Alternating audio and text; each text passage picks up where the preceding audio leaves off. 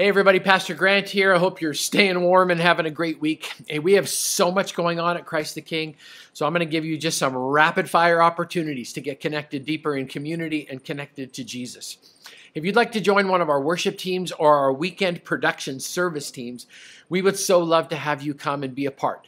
Not only do you get an opportunity to serve and use your talents and your skills, but you get to hang out backstage with us, and we love the team that I get to work with every single weekend. There is an online info night that's happening tonight. All of the details are below, and it is so worth checking it out.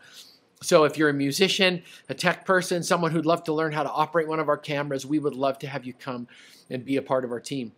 Hey, if you're a family and you want to come to our family movie night, that's this Friday at 6 o'clock. And if you scroll down, you can RSVP to that. We'd love to have you come and connect. This is just such a strategic time as people are coming back together again.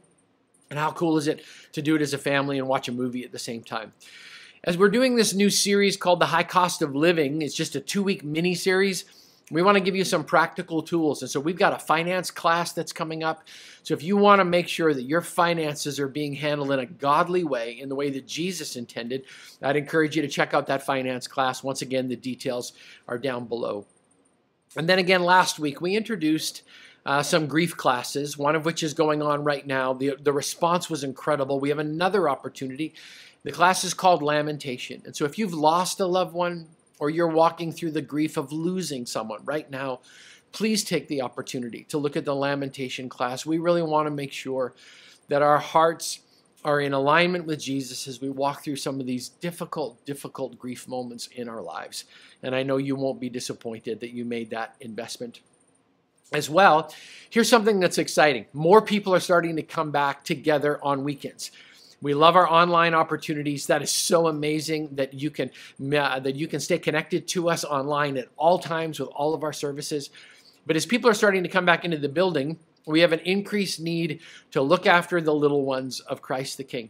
And so maybe you used to volunteer with kids ministry and then kind of took a break for this last season, or maybe you're thinking about it for the very first time. What I know is this: when we give the ministry of Jesus and the love of Jesus to kids, our hearts are full.